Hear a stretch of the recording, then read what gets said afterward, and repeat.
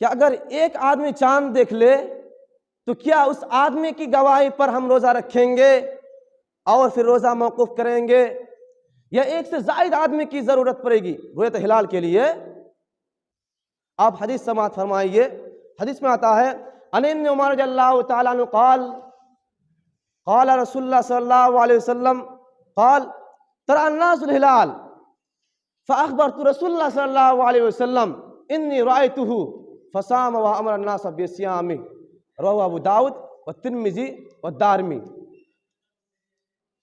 ابن عمر رضی اللہ تعالیٰ عنہ بیان کرتے ہیں، کہا کہ رسول اللہ صلی اللہ علیہ وسلم نے فرمایا کچھ لوگ اکٹھے ہوئے چاند دیکھنے کے لیے، تو میں نے رسول اللہ صلی اللہ علیہ وسلم کو بتایا یا اللہ کے نبی میں نے رمضان کا چاند دیکھ لیا ہے، تو آپ صلی اللہ علیہ وسلم نے خود روزہ رکھا اور دوسرے لوگوں کو بھی روزہ رکھنے کا حکم دیا۔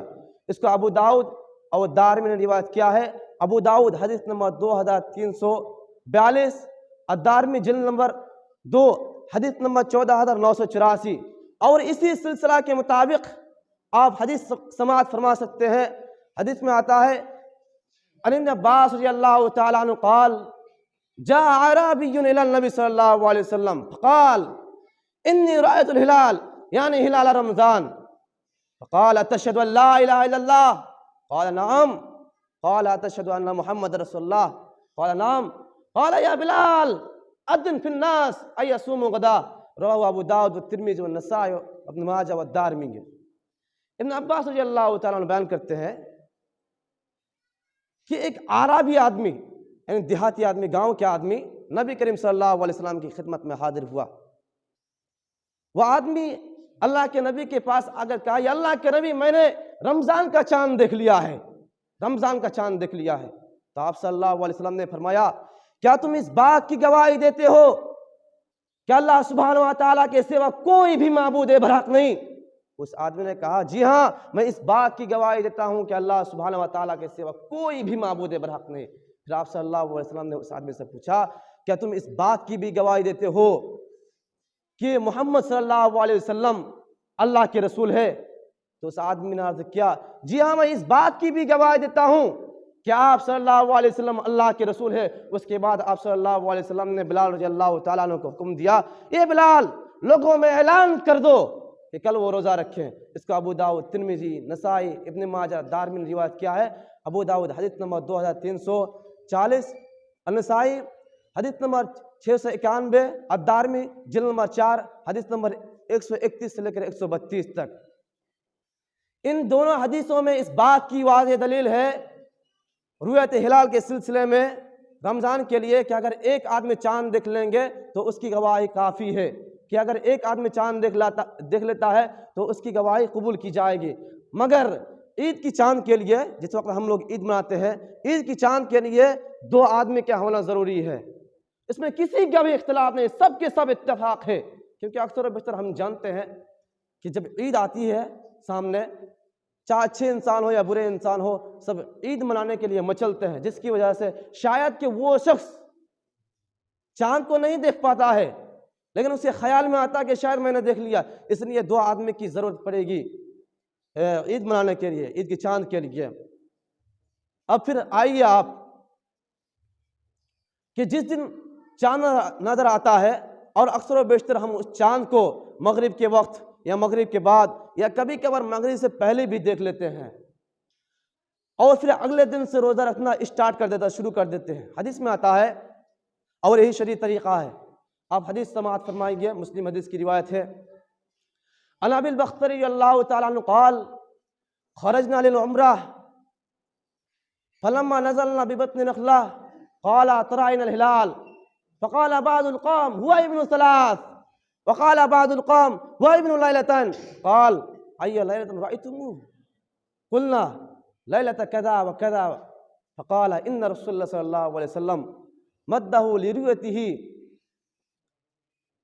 وعنه قال أهلنا رمضان ونحن بذات عرق فأرسلنا رجلا إلى ابن عباس رضي الله تعالى عنه يسأله فقال ابن عباس رضي الله تعالى عنه قال رسول الله صلى الله عليه وسلم إن الله تعالى قد أمده لرؤيته فإن أغمي عليكم عد 30، رواه مسلم۔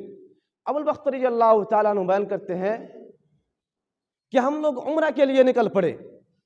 جب ہم بطن نخلا کے قریب پر وہاں پہ پہنچے بطن نخلا کے قریب میں، تو ہم لوگ اکٹھے ہوئے چاند دیکھنے کے لیے. تو کچھ لوگوں نے کہا کہ وہ تیسری رات کا چاند ہے، کسی نے کہا نہیں وہ دوسری رات کا چاند ہے. تو ہم ابن عباس رضی اللہ تعالیٰ عنہ سے جا ملے. ہم نے کہا ہم نے رمضان کا چاند دیکھ لیا ہے. تو کچھ لوگوں نے کہا کہ نہیں وہ دوسری رات کا چاند ہے، اور کچھ لوگوں نے کہا نہیں وہ تیسری رات کا چاند ہے. تو ابن عباس رضی اللہ تعالیٰ عنہ فرمانے لگے کہ تم نے کس رات کو اس چاند کو دیکھا تھا؟ تو ہم نے کہا کہ فلاں فلاں رات کو اس چاند کو دیکھا تھا. تو ابن عباس رضی اللہ تعالیٰ عنہ نے فرمایا کہ کہا رسول صلی اللہ علیہ وسلم نے اس رمضان کی مدت کی رویت مقرر کی ہے. کیا آپ صلی اللہ علیہ وسلم نے یہ فرمایا کہ رمضان اس رات سے شروع ہوتا ہے جس رات تم اس چاند کو دیکھو؟ اور ایک دوسری روایت میں ہے کہ ہم ذات عرق کے مقام پر پہنچے تو ہم نے رمضان کا چاند دیکھ لیا. تو ہم نے ایک شخص کو ابن عباس رضی اللہ تعالیٰ عنہ کے پاس بھیج دیا فتویٰ پوچھنے کے لیے. تو ابن عباس رضی اللہ تعالیٰ عنہ کہنے لگے، کہا کہ رسول صلی اللہ علیہ وسلم نے فرمایا بے شک اللہ سبحانہ و تعالیٰ اس شعبان کو اس ہلال رمضان تک دراز کیا ہے، اور اگر آپ پر مطلع ابر آلود ہو جائے، بدلی چھا جائے، تو پھر 30 کی گنتی مکمل کر لو. اس کو مسلم حدیث نے روایت کیا ہے.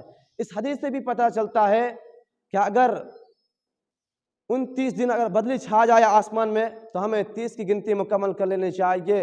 اور مثال کے طور پر اگر کل سے روزہ رکھنا ہو اور آج پھر مغرب کے وقت یا مغرب کے بعد یا مغرب سے پہلے چاند نظر آ جائے تو پھر کل سے روزہ رکھنا اسٹارٹ کر دینا چاہیے. اور یہی شریعت طریقہ ہے، ہم سب جانتے ہیں اکثر و بیشتر. اب ایک اہم یہ سوال پیدا ہوتا ہے کہ جس وطن میں چاند نظر آ جائے تو کیا وہاں کے لوگ ہی چاند دیکھ کر روزہ رکھیں گے اور چاند دیکھ کر روزہ موقوف کریں گے، یا دوسرے وطن میں جس میں چاند نظر نہ آتا ہو بلکہ وہاں پہ انٹرنیٹ کے ذریعے سے، موبائل فون کے ذریعے سے، مائکرو فون کے ذریعے سے وغیرہ کے ذریعے سے اگر پتہ کر لے تو کیا وہاں کے لوگ بھی روزہ رکھیں گے اس کے ساتھ ساتھ اور پھر روزہ موقوف کریں گے؟ اس مسئلہ کے بارے میں ہم محدثین کرام اور سلف صالحین کا طریقہ اور علماء کرام کا جو نظریہ ہے اس بارے میں ہم دیکھتے ہیں. تمام محدثین کرام نے جو اپنی کتابوں میں ابواب قائم کیے ہیں، تمام کے تمام تر ابواب حدیث قریب پر منحصر ہے. اور حدیث قریب کہتے ہیں کہ جس شہر میں چاند نظر آ جائے گا وہاں کے لوگ ہی چاند دیکھ کر روزہ رکھیں گے اور چاند دیکھ کر روزہ موقوف کریں گے. اور جس شہر میں چاند نظر نہیں آئے گا، چاند دکھائی نہیں دے گا، تو وہاں کے لوگ نہ روزہ رکھیں گے اور نہ ہی روزہ موقوف کریں گے. ہم محدثین کرام کے تمام کی تمام طرح ابواب پر غور کرتے ہیں. جیسے کہ آپ سب سے پہلے آئیے، آپ مسلم شریف کھولیے، کتاب الصیام. امام نبی رحمۃ اللہ علیہ نے جو باب قائم کیا ہے، باب کا نام یہ ہے باب بیان ان لکل بلد رویتہم وانہم اذا رأوا الہلال ببلد لا یثبت حکمہ لما بعد عنہم. یعنی ہر شہر کے لیے وہاں کے لوگوں کا رویت کا اعتبار کیا جائے گا، اور اگر دوسرے شہر والے چاند دیکھ لیں گے تو اس کا حکم دور کے شہر والوں پر نافذ نہیں کیا جائے گا.